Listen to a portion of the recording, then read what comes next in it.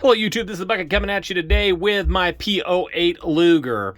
I also have my Mauser C96 Bolo here with me.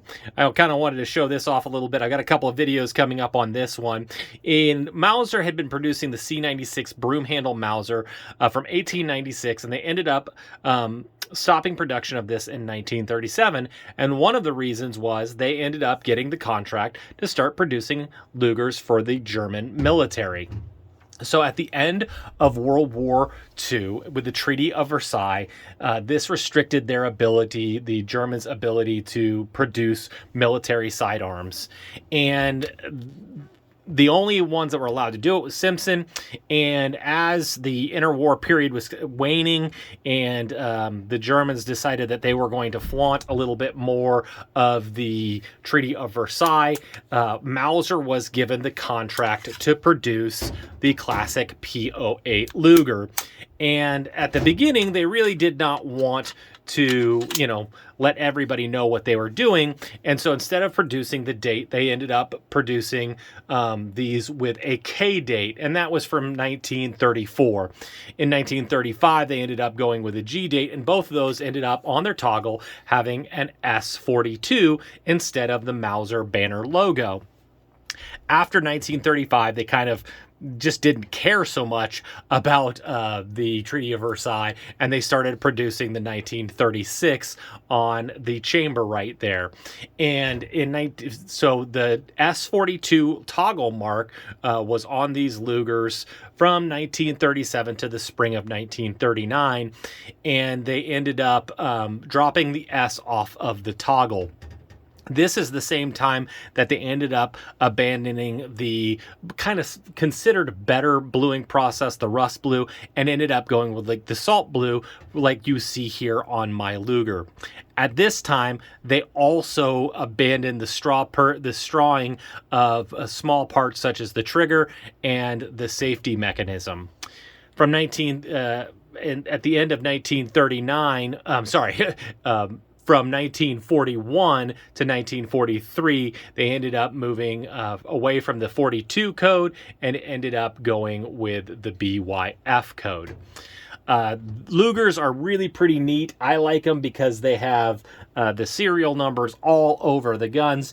You'll see it here on the plate. You'll see it on the barrel. You'll see it on the toggle. You'll see it on the extractor. It's really pretty much cool. It's kind of everywhere. And I really, really like that about these European guns, because they just have just tons of markings all over them, which I really like.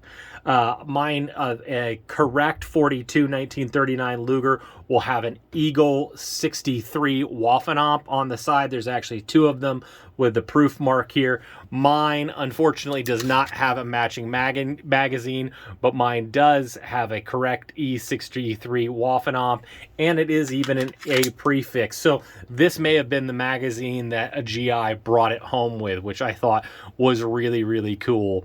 You'll definitely see different marks underneath the barrel, which is not uncommon.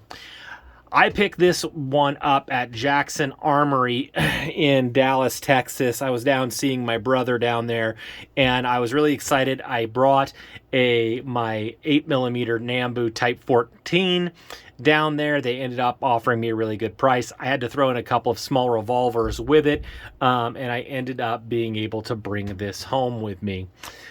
And one of the reasons why I wanted to do this video is because one of the things that I did is I ended up taking some pictures of this, and I ended up sending it to some Luger forums or different gun forums. And, they kind of beat me up about this particular firearm. And I really kind of got in my head about it. I got really upset about it. And I ended up sending a email to Legacy Collectibles, and Tom Whiteman ended up taking those pictures, and he ended up telling me some things that made me really, really happy. And, he didn't have to do that, and this is what he told me. So as you can see, that this plate here on the side panel plate is a different color, and if you really get up to it, you'll see that the barrel has a kind of a discoloration or a slight different color than the rest of the gun. And it was pretty neat. When I sent those pictures, Tom ended up saying, you know, I can't tell you for certain, but I think that your gun is probably exactly how it came home. Wartime production, not everything is as uniform. It is not as precision as, you know, some of the pre-war examples of Lugers, and seeing some discoloration is okay. Now, he also told me that this type of discoloration that you see in the barrel and on the side plate here does affect the value. And as you guys know, I'm a public school teacher. This is a hobby that I have and I really, really enjoy. I love bringing these things to you. And so I can't afford the most pristine examples of every particular firearm.